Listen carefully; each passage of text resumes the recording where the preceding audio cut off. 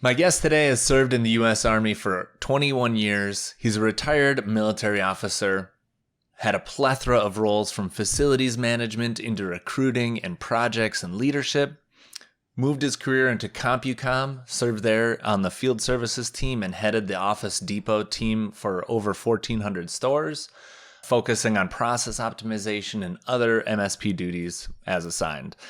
He's the manager now of IT operations at Midrex, an iron-making technology company, doing lots of things like from network infrastructure, data center maintenance, IT security, and the service desk. Welcome to Ticket Volume, news and information for improving IT experiences, powered by Invigate.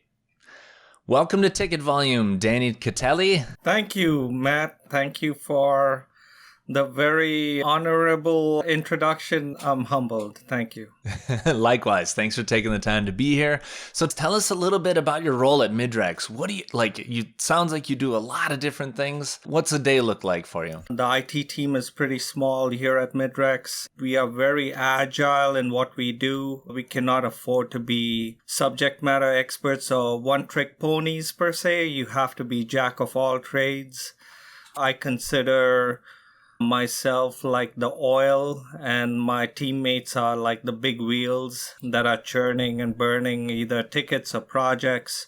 So we do a lot of things for our company, like you already mentioned, data center operations or networking or IT security, service desk tickets, and servicing our teammates globally in India, UK, China, Dubai, Russia, quite a few countries. And we're also a growing company, so it's very fast-paced and lots going on here. I want to coin this term, tier infinity, because you're in this diverse, smallish, I'll say medium-sized company, and the buck stops at your team, right? There's really nowhere else to go. So you're tier 1, you're tier 2, you're tier 3, you're all the tiers until the things get fixed, right?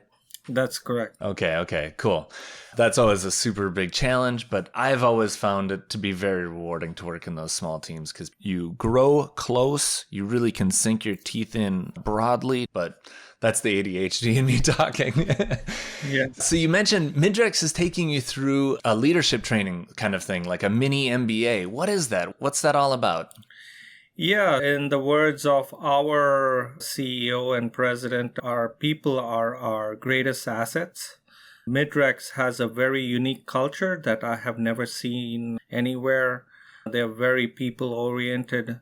They focus a lot of their time and energy and even money into people. And one of the things why this leadership course or session was created for the managers and the directors of this company was because of improvements that we saw on the recruitment side, on the retention side, on the performance management side, etc.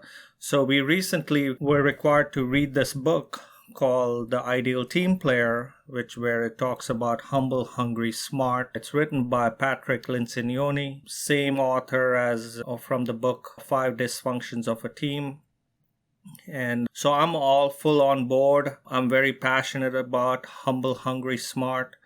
And so we are really gearing towards a Midrex where we are recruiting humble, hungry, smart people. We are retaining those same types of people, and we are managing and leading from that same lens. That's great. Love the Patrick Lencioni books. One of my favorite recommendations is there's a comic book version of 5 Dysfunctions of a Team. If you like comic books or graphic novels, definitely pick it up. It's one of my favorite comic books of all time, which is really nerdy to say. But I also really like just that description. Humble, hungry, smart. That is exactly how I would describe you, actually. You're not overly bragging. You clearly are interested in learning, and you definitely bring the thunder when it comes to intelligence and experience and that methodical curiosity, I'll say. I don't think I'm humble, hungry, smart, but take your compliment. Good. All right. A little less humility now. No, that's great. And you're in a leadership position, so it's so important, that cultural aspect that you talked about, how it's unique. It's always surprising to me when I come across those tiny microcosms of cultures that are like that. And it's great because those small and medium-sized companies, that's really how you can keep those going. You mentioned that your company is focused on retention. So how do you keep existing staff happy and engaged? What makes a good team to you? Yeah, great question. 5 folks from the larger group have been assigned the retention project, on which I'm one of the teammates.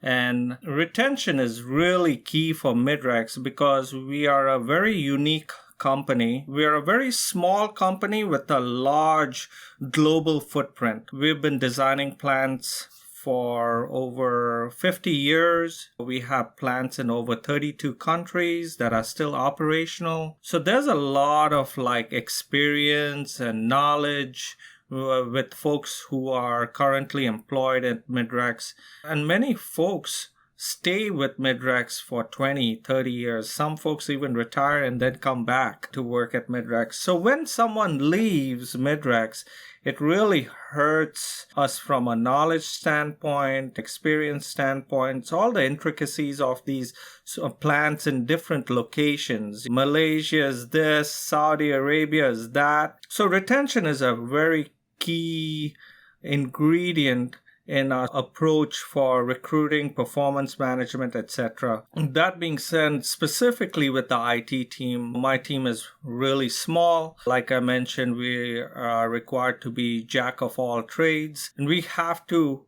help each other. We are very agile, but we are also very family focused. We have great chemistry within the team. So retaining our family members within the IT operations team is really important. We have had challenges in the past with retention, and a team can only sustain so long for picking up someone else's work. You got to hire another person and quickly before other people get burnt out. So, yeah, retention is pretty prevalent within Midrex. Yeah. How do you keep your small team inspired? How do you keep them going? How do you keep them energized about work? Something I just learned from the HDI conference that you and I were both at. I do not know if you saw Kirk. He brought some toys and gizmos to play around with. He had the spotted toy. So one of the first things I did when I came back from that HDI conference, we went and bought these cool office toys. So now we have fidget spinners, we have some Rubik's cubes, we have some stress balls. We're going to put a chessboard of a U versus IT. So anytime someone comes to the service desk, they play a little one. They're allowed to make one move on the chessboard, and then the IT team's response would be one move, and then whoever comes next, so on and so forth.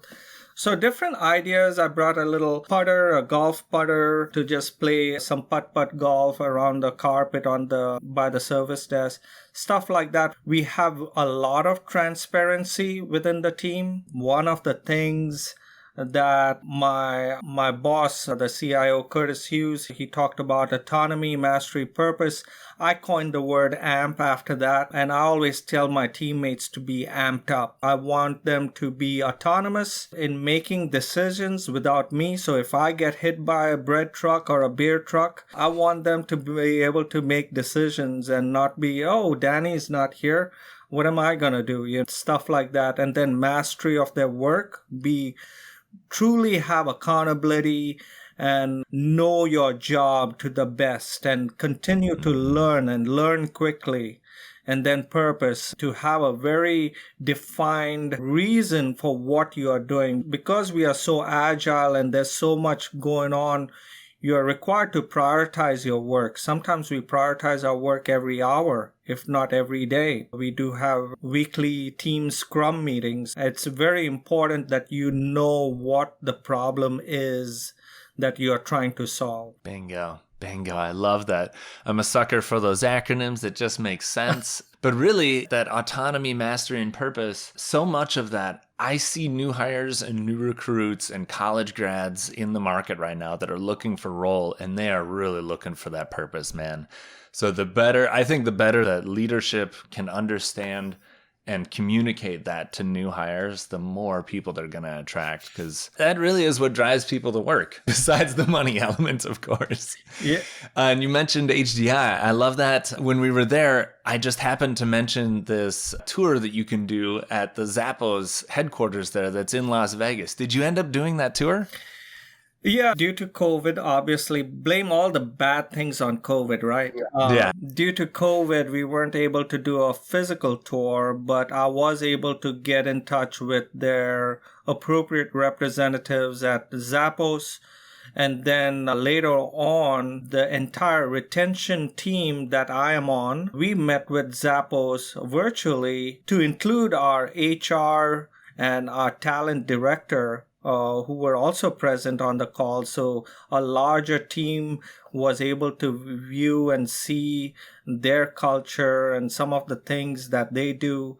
In fact, one of the things that they do, we're going to actually recommend on the findings from our project, which we will be actually presenting to the executive staff next week on Friday. Really excited to let them know about those findings. And what was it? What was the one thing? So the one thing which they do is really cool. I think you mentioned it to me when I met you for the first time, was that so they bring on a new hire, they orient them, they get them acclimated, they train them, etc.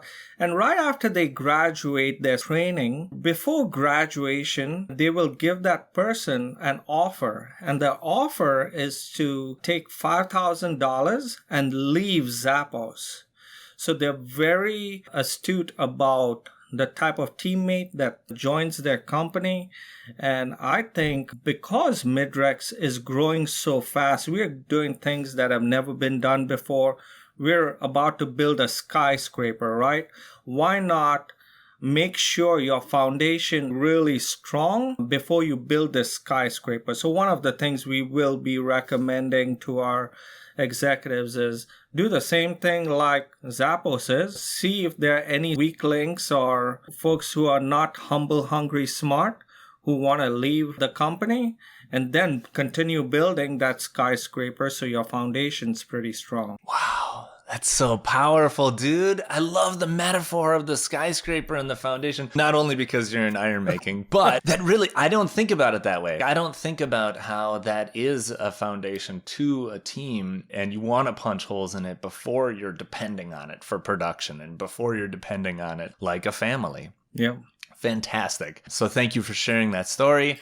So how can people connect with you? Where can they find you? Where can they learn more? They can definitely find me on LinkedIn under Danny Kateli, and they can always message me there or follow me there. I'm not as active as I would like to be, but I'm moderately active. Awesome. Well, thank you so much for being on Ticket Volume, Danny. Thank you for your time. Thank you for honoring me on your podcast. I'm far from perfect. I have lots to work on, but I'm really humbled. Thank you. We all do. We all have stuff to work on, and there's that humility shining through again. And for our audience, thanks for hitting play. I'll see you around the way. Don't forget to send feedback. You can send it directly to me, Matt at ticketvolume.com. Subscribe to our podcast on your favorite platforms.